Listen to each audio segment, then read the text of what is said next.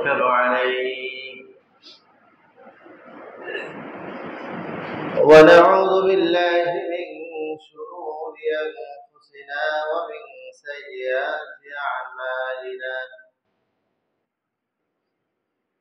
من يهد الله فلا مضل له ومن يضلله فلا هادي له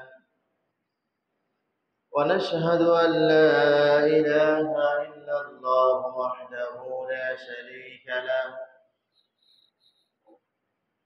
ونشهد أن سيدنا وسندنا وحبيبنا ومولانا محمد الذي أرسله بالحق بشيرا ونذيرا وداعيا إلى الله بإذنه وسراجا منيرا فقد قال الله تعالى في كلامه المجيد وفرقانه الحميد أعوذ بالله من الشيطان الرجيم بسم الله الرحمن الرحيم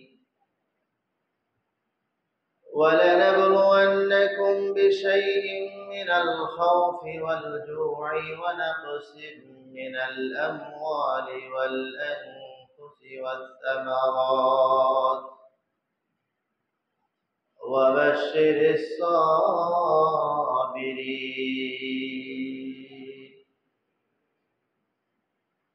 الذين إذا أصابتهم مصيبة قالوا إنا لله وإنا إليه راجعون وقال رسول الله صلى الله عليه وسلم التقدير لا يرد إلا بالدعاء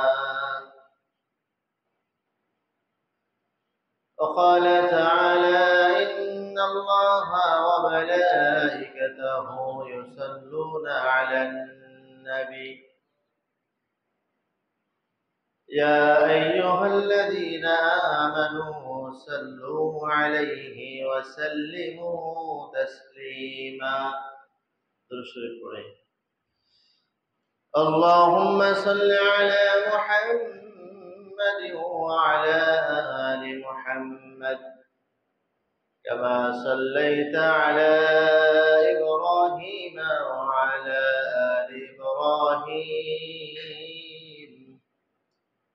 إنك حميد مجيد اللهم بارك على محمد وعلى آل محمد كما باركت على إبراهيم وعلى آل إبراهيم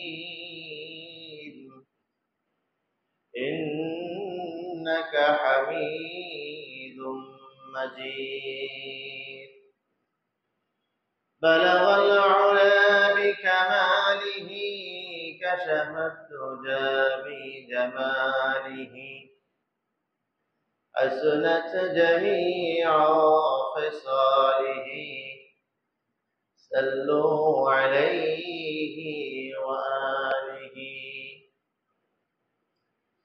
محمد آقا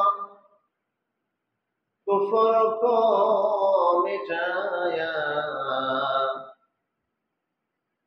کفر کو مٹا کر صداقت بتایا بلغ العلا بكماله كشف الدجى بجماله حسنت جميع وخصاله صلوا عليه وآله. سبحانك لا علم لنا إلا ما علمتنا إنك أنت العليم الحكيم. جزى الله عنا محمدا ما هو أهله. الحمد لله. আল্লাহ তাআলার দরবারে কালিমাত শুকর ও সুজুদ আদায় করছি যে মহান রব্বুল ইজ্জত ওয়াল জালাল পবিত্র মাহে জামাদুল আউয়ালের দ্বিতীয় জুমার নামাজ পড়ার জন্য আমাদেরকে আল্লাহ তাআলার ঘরে আগে আগে আসার মতো তৌফিক দান করেছেন। এজন্য আমরা সকলে মহান স্রষ্টা ইলাহীর দরবারে শুকরিয়া দান বলছি আলহামদুলিল্লাহ। আল্লাহ তাআলা গত জুমা থেকে আজ জুমা পর্যন্ত লম্বা একটা হায়াত দান করেছেন। এক সপ্তাহের মধ্যে বহু মানুষ অসুস্থ হয়ে পড়েছে, বহু মানুষের মৃত্যু ঘটেছে, বহু মানুষ বিভিন্ন মুসিবতের মধ্যে বিভিন্ন বালার মধ্যে আক্রান্ত হয়ে পড়েছে। আল্লাহ তাআলা আমাদেরকে সুস্থ সবল আকল মস্তিষ্ক ঠিক রেখেছেন, পা হেঁটে চলার মতো তৌফিক দিচ্ছেন। যখন আল্লাহ তাআলা এই ক্ষমতা নেবেন, ওঠার ক্ষমতা থাকবে না, বসারও ক্ষমতা নেই। পৃথিবীতে বহু মানুষ আছে যাদের শোয়া থেকে বসার তৌফিক হচ্ছে না। বহু মানুষ এমন আছে যারা পা হেঁটে চলার মতো সক্ষমতা রাখে না। হুইল চেয়ার অথবা বাসার বেড অথবা মানুষের কাঁধে কাঁধে চড়া ছাড়া তাদের কোনো উপযোগী নাই। আল্লাহ তাআলা আমাদেরকে তাদের থেকে পৃথক রেখেছে। এটা আল্লাহ তাআলার বিশেষ নিয়ামত। সুস্থতা অনেক বড় নিয়ামত। এই নিয়ামতের মধ্যে আল্লাহ তাআলা এই মুহূর্তে আমরা নিয়ামত পেয়েছি, এই জন্য আল্লাহ তাআলার দরবারে শুকরিয়া আদায় করছি আলহামদুলিল্লাহ। নিয়ামত যদি ছেনায় নেন, আল্লাহ তাআলার সময়ের প্রয়োজন না, বলে কেউ নিও যে আমাকে সংকেত দিয়ে চিঠি পাঠাবে এরপরে নেবে, তা না। যে কোনো সময় যে কোনো মুহূর্তে আল্লাহ তাআলা নিতে পারেন। আয়াতের মধ্যেও আসছে শুধু নিয়ামত ছিনায় নেওয়া না, তাকে কঠিন আযাবের মধ্যেও গ্রেফতার করে যদি বান্দার শুকর আদায় না করে। বান্দা নিয়ামত প্রাপ্ত হয়ে যদি শুকরিয়া আদায় না করে তো নিয়ামতকে আল্লাহ তাআলা উঠায় নেন। আমরা দুরূদ ও সালাম পেশ করছি মানবতার দিশারি সাইয়্যিদুল কাওনাইন, আমার আপনার সকলের প্রাণ প্রিয় মানুষ, আল্লাহ তাআলার প্যারা দোস্ত, সমস্ত নবীদের নবী, নবী কুলের শিরোমণি, আঁখে নামদার তাজিদারে মদিনা জনাবে মুহাম্মদ রাসূলুল্লাহ সাল্লাল্লাহু আলাইহি ওয়াসাল্লাম। সম্মানিত হাজিরিন, পবিত্র মাহে জামাদুল আউয়াল বা জামাদুল উলা, আজকে দ্বিতীয় জুমা 8 তারিখ। গত জুমায় এই মাসের কি করণীয় 5টি আমলের কথা বলেছিলাম। হয়তো আমরা অনেকে আমল শুরু করেছি, অনেকে হয়তো আমাদের জেহেনে না থাকার কারণে আমল করতে পারি নাই, ব্যর্থতা। তার মধ্যে 1 নম্বর আমলের কথা বলেছিলাম আল্লাহ তাআলার জাহান্নাম থেকে পানাহ চাওয়া। সকাল সন্ধ্যা দোয়া বলেছিলাম আল্লাহুম্মা আজিরনা মিনান নাস। কমপক্ষে 7 বার করে, সকালে 7 বার, সন্ধ্যায় 7 বার আমল করা। এটাও বলেছিলাম যে আমাদের দুনিয়ার মধ্যে মুসিবত, দুনিয়ার মধ্যে পেরেশানি, দুনিয়ার মধ্যে অশান্তি আসার মূল কারণ হলো 3টা। 3 কারণে তিন অবস্থার কারণে আল্লাহ তাআলা দুনিয়ার মধ্যে মুসিবত পাঠান, বালা আসে, আসমানি গজব আসে, বরকত চলে যায়, নিয়ামত উঠে যায়। এক নম্বর কারণ হলো গুনাহ। আমার গুনাহের কারণে, আপনার গুনাহের কারণে দুনিয়ার মধ্যে অশান্তি, দুনিয়ার মধ্যে আরাম আয়েশ কিছু নাই, পেরেশানি আর পেরেশানি, মুসিবত আর মুসিবত। অনেক পরিবার এমন আছে সব সময় পেরেশানি হালাতে থাকেন। অনেক পরিবার এমন আছে যাদের পেরেশানি কিছু না, দিন আনে দিন খায়, এরপরও মহা খুশিতে তারা জীবন যাপন করতেছে। বালা মুসিবত আসতেছে, পেরেশানি আসতেছে, এটা আমার কারণে, আপনার কারণে।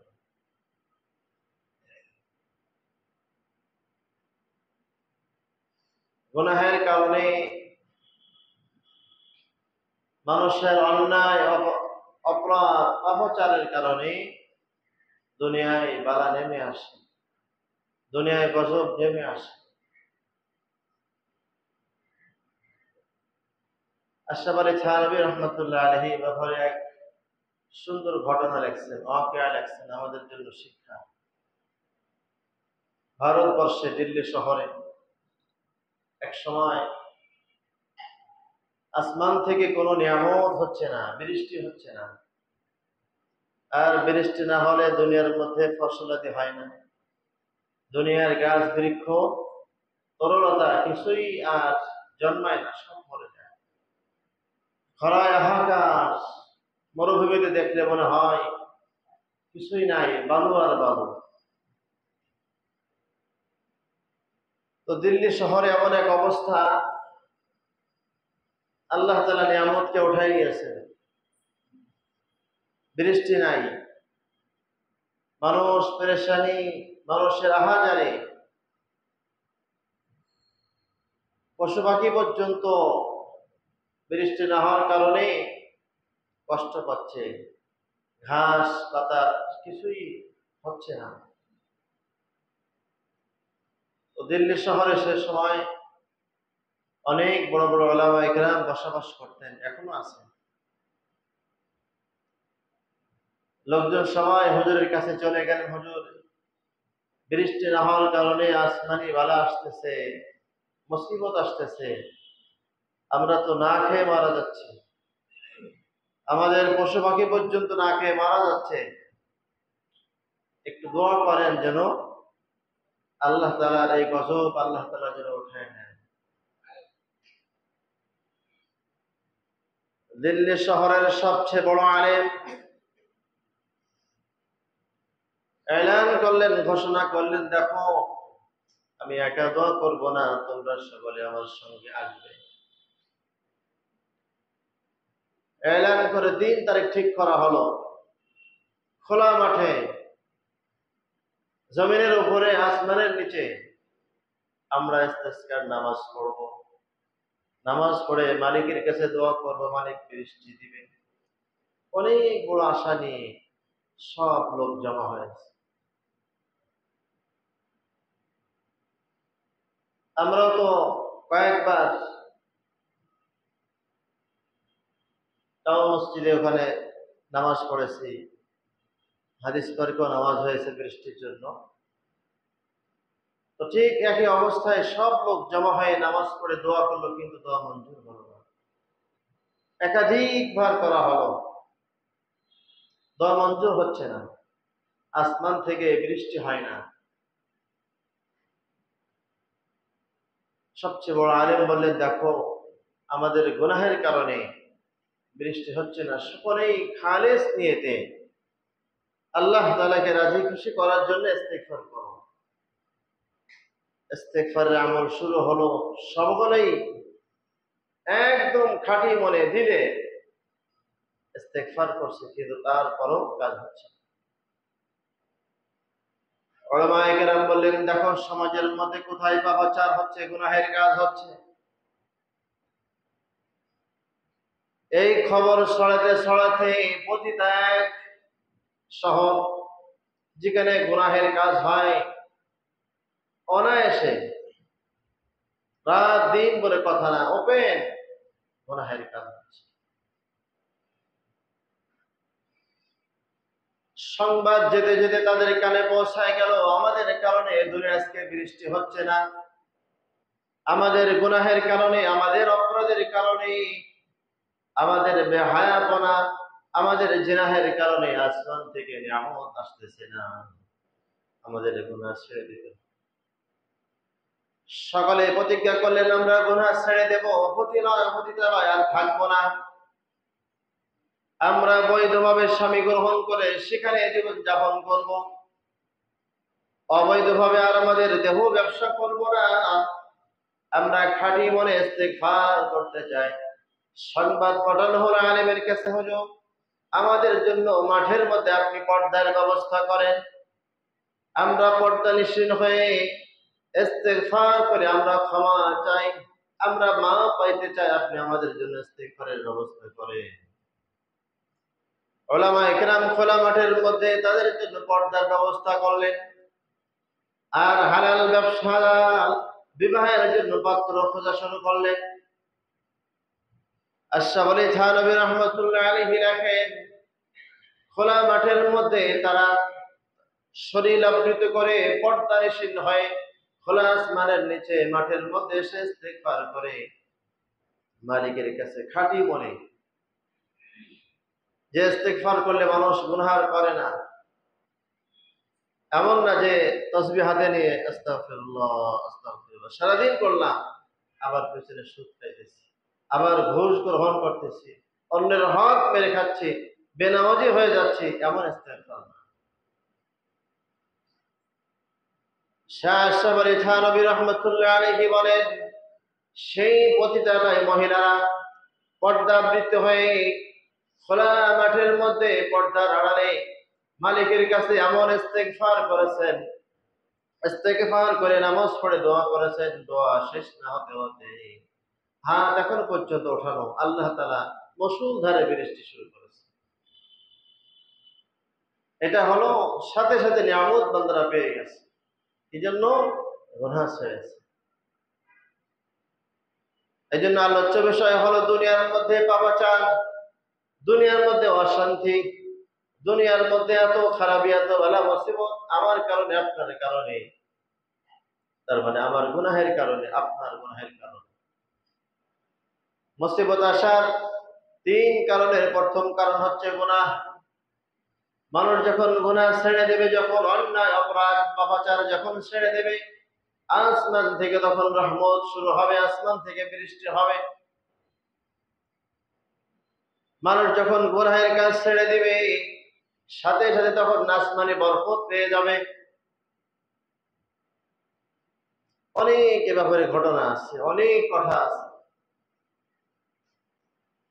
এই জন্য আমরাও যদি গুনাহ ছেড়ে দেই, অপরাধ অন্যায় জুলুম যদি আমরা বন্ধ করে দেই, তো আল্লাহ তাআলা আমাদের উপরে রহমত, নিয়ামত, বরকত বৃষ্টির মতো নাজিল করবে। আমাদের সমাজে তো গুনাহে ভরে গেছে, প্রতিযোগিতা হয় গুনাহের জন্য, কে কত বড় গুনাহ করতে পারে। ও আমাকে গালিগালাজ করলো, আমি ওকে হত্যা করবো। ও আমাকে চোখ রাগালো, দেখে নেব। এরকম ভাবে প্রতিযোগিতামূলক গুনাহ চলতেছে। গুনাহের কারণে শুধু আসমানি বালা মুসিবত আসে তা না, গুনাহের কারণে ব্যক্তি জীবনেও ক্ষতি হয়, মানুষের ব্যক্তি জীবনেও ক্ষতি। হযরত ইবনে আব্বাস রাদিয়াল্লাহু তাআলা আনহু বলেন, প্রত্যেকটা গুনাহ মানুষের পাঁচটা ক্ষতি করে। প্রতিটা গুনাহের কারণে পাঁচ রকমের ক্ষতি প্রত্যেকটা মানুষের। আমি করলে আমারও হবে, আপনি করলে আপনাকেও হবে।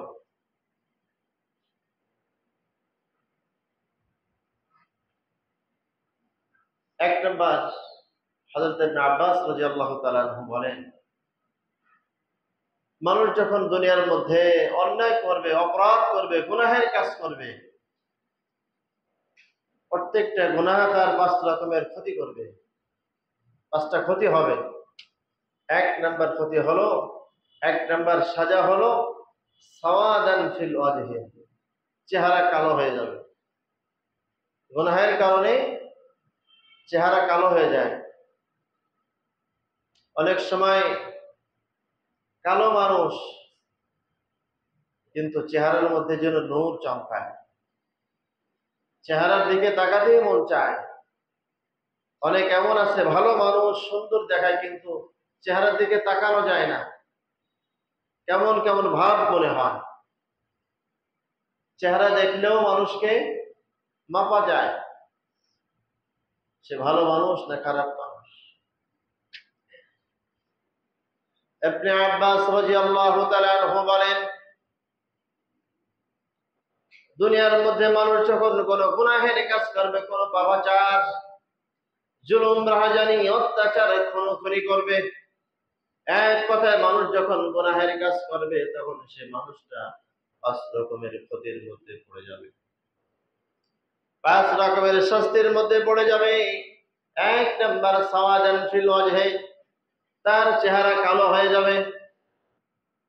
এমন কালো হবে সারা দুনিয়ার সব লোশন, সব ফেয়ার লাভলি মাখলেও পরিষ্কার হবে না, কালো হয়ে যাবে, চেহারা কালো হয়ে যাবে। মরণের সময় আরো কালো হবে, মানুষ চেহারা দেখে ভয় পায়। এমন লাশ আমরা দেখেছি, আপনারাও দেখেছেন, মানুষের চেহারার দিকে তাকানো যাচ্ছে না, অস্বাভাবিক হয়ে গেছে। গুনাহ করতে করতে মানুষের মরণটাও গুনাহের মধ্যে হয়েছে। 3-4 দিন আগে একজন কোরআনের হাফেজ, বিশ্বজয় হাফেজের ইন্তেকাল হয়েছে, আপনারা দেখেছেন। হাফেজ সাহেবের পিতা সাক্ষাৎকার দিয়েছে, আমার সন্তান হাসপাতালের মধ্যে জিকির করতে করতে মারা গেছে। নসিব কত ভালো, চেহারার মধ্যে একটা লাবণ্য ভাব, চন্দ্রের মতো সুন্দর উজ্জ্বল চেহারা হয়ে গেছে। অনেক সময় পরিষ্কার মানুষ কিন্তু চেহারা বিদঘুটে কালো, দেখা যায় না, তাকানো যায় না। এই জন্য 5 ক্ষতির 1 নম্বর ক্ষতি হলো সাওয়াদান ফিল ওয়াজহি, গুনাহ করলে চেহারা কালো হয়ে যায়, চেহারার মধ্যে কালো হয়ে যায়। গুনাহের একটা আল আসর ক্রিয়া দুনিয়া থেকেই করে ওঠে। গুনাহের কারণে মানুষের যে আযাব, যে মুসিবত আসে, এটা তো আসবেই। ব্যক্তি জীবনে 5টা ক্ষতি। 1 নাম্বার ক্ষতি হলো গুনাহগার মানুষের চেহারা কালো হয়। দুনিয়ার মধ্যে বহু মানুষ এমন আছে যারা কালো মানুষ কিন্তু নামাজি মানুষ, তাদের চেহারার মধ্যে কত উজ্জ্বল, কত নূর দেখা যায়। কালো মানুষ কিন্তু কালো মনে হয় না, চেহারার মধ্যে আলো আলো ভাব থাকে। এটা গুনাহের কারণে, ইবাদতের কারণে। দুনিয়ার মধ্যে এমন মানুষ আছে যারা সুন্দর পাঞ্জাবি লিবাস পরে বেড়ায়, মনে হয় একজন আলেম, চেহারার মধ্যে নূর, হাত পা কত সুন্দর, কিন্তু আসলে কিন্তু আলেম না। নামাজ পড়ার কারণে আল্লাহ তাআলা নূর দিয়েছে। এই জন্য গুনাহ করলে 1 নাম্বার ক্ষতি হলো সাওয়াদান ফিল ওয়াজহি, চেহারা কালো হয়ে যাবে। 2 নাম্বার জুলমাতুন ফিল কলব, অন্তর কালো হয়ে যাবে, কলবের মধ্যে কালো দাগ পড়ে যাবে। দাগ পড়তে পড়তে কলবটা এমন হবে, মানুষ তখন আর কোরআন হাদিসের কথা ভালো লাগবে না, মসজিদের আজানের কথাও তার ভালো লাগবে না, আলেমদের কথা তখন ভালো লাগে না, ওয়াজ মাহফিলের কথা শুনতে চায় না, তাফসীরের কথা বললেও শুনতে চায় না, কোরআন তেলাওয়াত তার ভালো লাগে না। ফি জুলমাতিল কলব, অন্তর যদি কালো হয়, অন্তর যদি একদম মরিচিকার মতো কালো হয়ে যায়, ওই মানুষটা কিন্তু তখন জাহান্নামে চলে যায়। বাস্তব কথা বলে, আমি যখন সাতক্ষীরায় ইমামতি করতাম, এক মুমূর্ষ হালাতের ব্যক্তির কাছে আমি কোরআন তেলাওয়াত করতেছিলাম, সূরা ইয়াসিন। আমাকে ইশারা করে বললেন যে আস্তে আস্তে পড়ো, অথচ আমি আস্তে পড়তেছিলাম, কিন্তু এই কোরআন তেলাওয়াত তার শুনতে মন চাচ্ছে না। কারণ জুলমাতুল কলব, গুনাহের কারণে যখন অন্তর কালো হয়ে যায়, তখন সে কোরআনের কথা শুনতে চায় না। হাদিসের কথাও শুনতে চায় না, নামাজের কথাও তার ভালো লাগে না। বাস্তব প্রমাণ আমি সূরা ইয়াসিন তেলাওয়াত করতেছিলাম, মধুর সুর। সূরা ইয়াসিন কত বরকতময় সূরা। প্রত্যেক জুমায় আমরা সকালে তেলাওয়াত করে থাকি, অনেক মানুষ আমরা জমা হয়ে বসে। একবার সূরা ইয়াসিন তেলাওয়াত করলে আল্লাহ তাআলা 10 খতম কোরআন তেলাওয়াতের সওয়াব দিয়ে দেন। প্রত্যেক শুক্রবার আমাদের মসজিদে আমল হয়, এশার নামাজ পড়ে সূরা ওয়াকিয়ার আমল হয়। আমরা অনেকে বসে, অনেকে বসতে চাই না।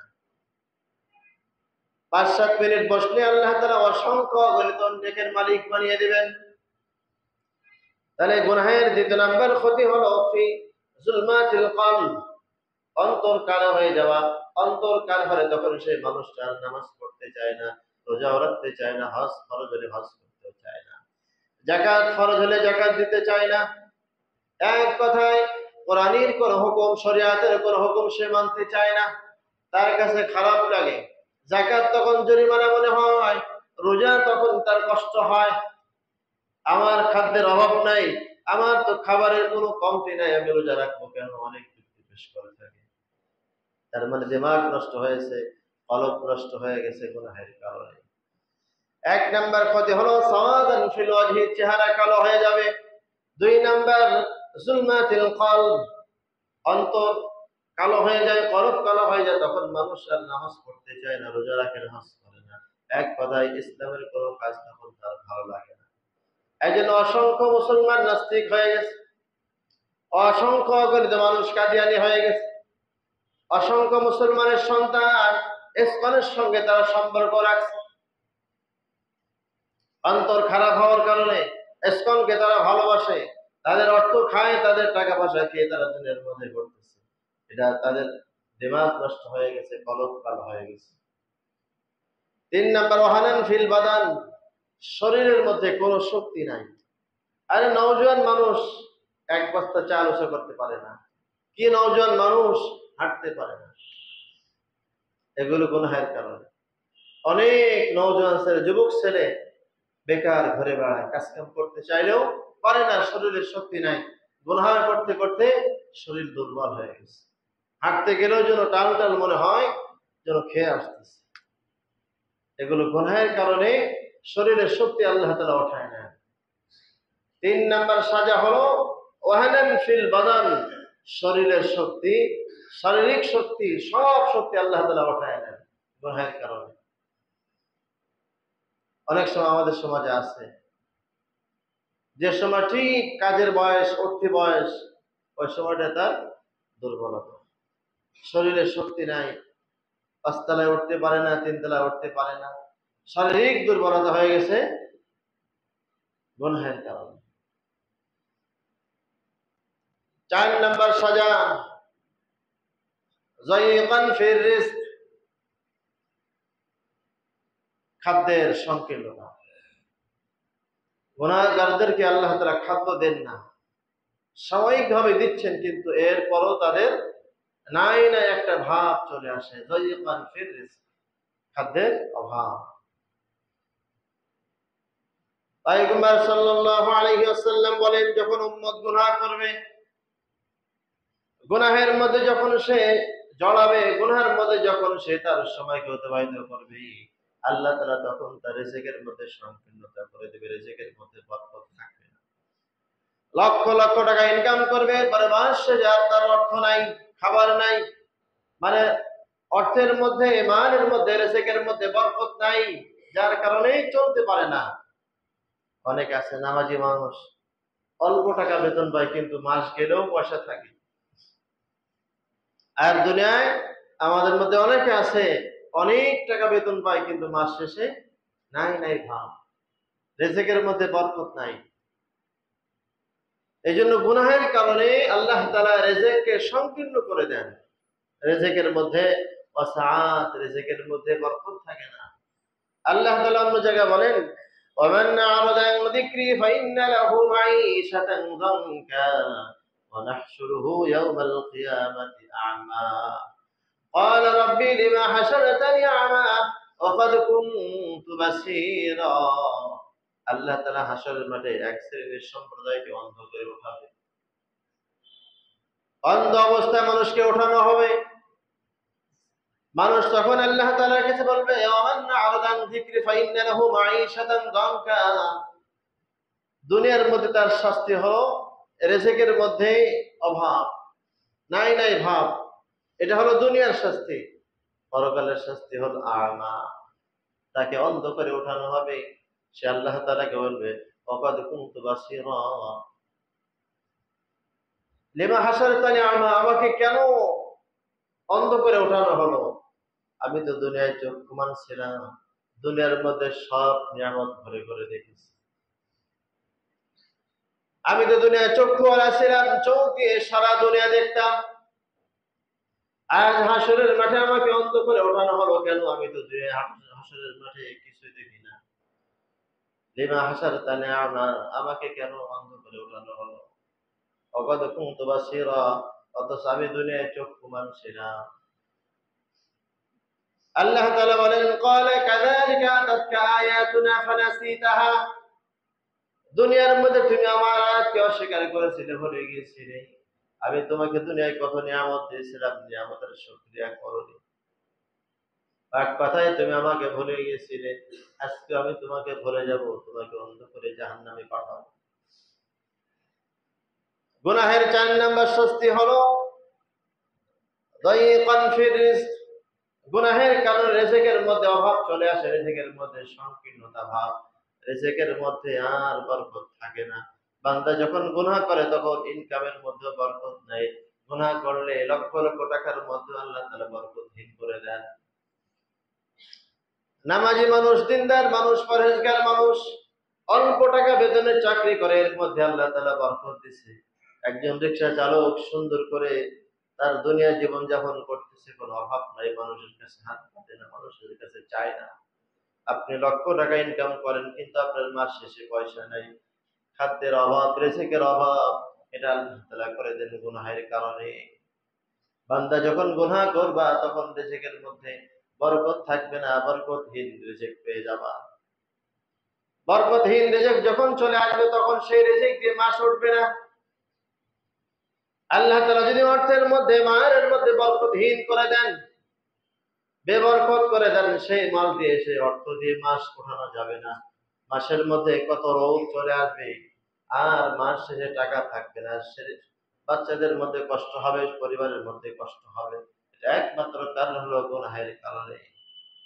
ইবনে আব্বাস বলেন, মানুষের গুনাহের ৫ সাজার ৪ নম্বর সাজা হলো দায়ীকান ফির রিজক।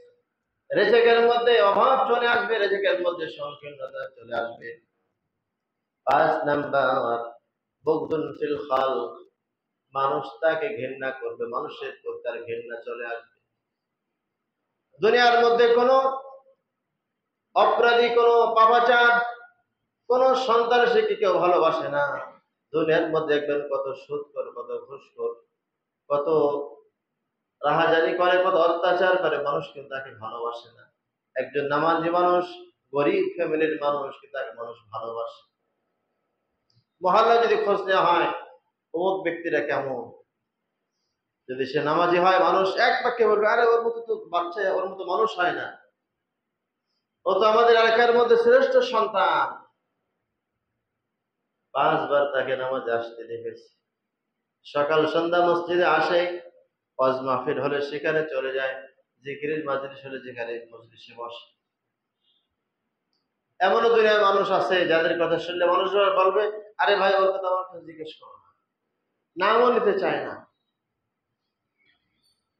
তাহলে আমি এমন কাজ করি যার দ্বারা মানুষের দিলের মধ্যে আমার শত্রুতা হয়, আমার খারাপই বর্ণনা হয়।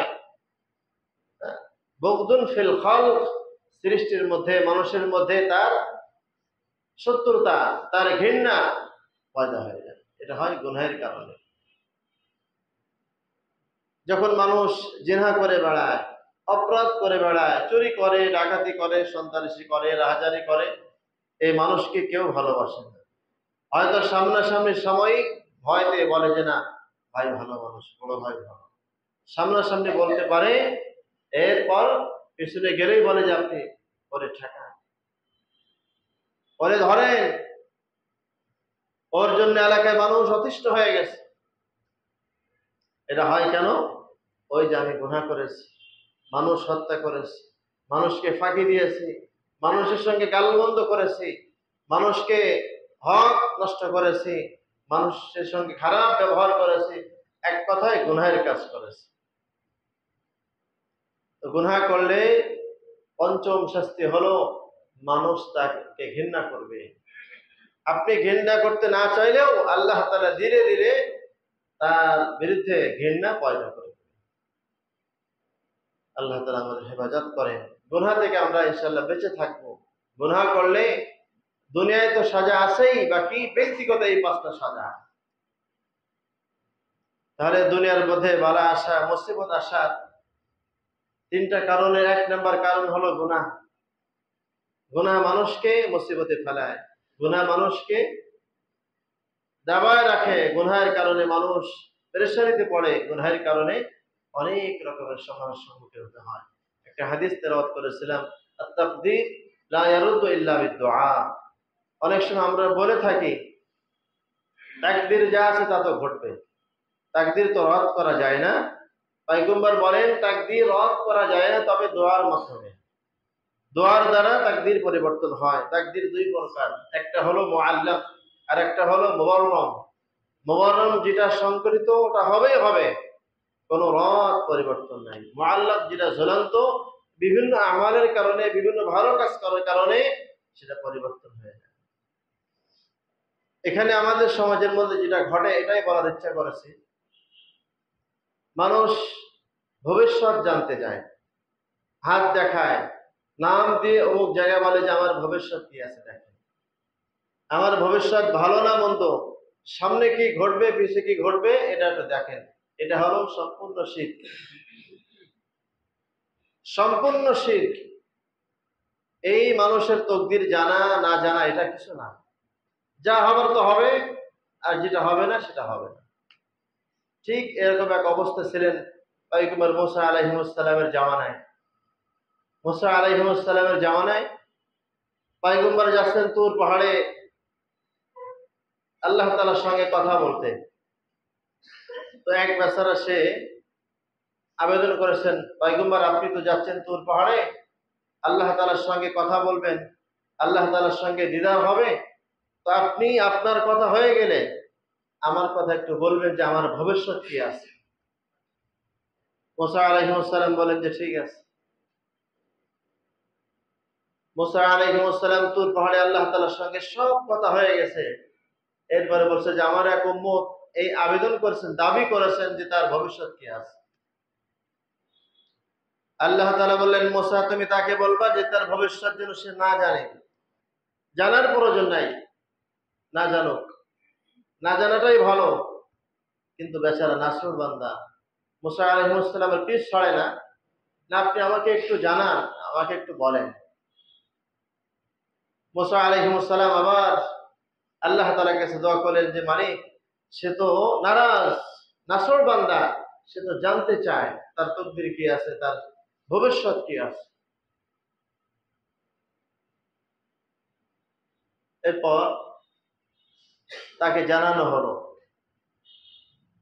যে তার সামনে কি আছে, ভবিষ্যতে কি আছে, তাকে বলা হলো। বাস সে চলতে চলতে হঠাৎ সে একদিন খবর পেয়ে গেল যে তার একটা ঘোড়া বা উট মারা যাবে। সে বেচারা চালাকি করে এত দামি সম্পদ মারা যাবে, বাজারে নিয়ে বিক্রয় করে দিল।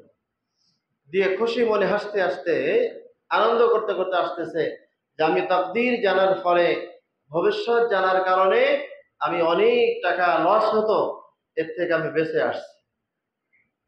বাস এরপর আরো কিছুদিন যাচ্ছে, হঠাৎ তার কানে খবর আসলো অল্প দিন পরে তোমার গোলামটা মারা যাবে, তোমার যে একটা দামি গোলাম আছে এই গোলামটার ইন্তেকাল হয়ে যাবে।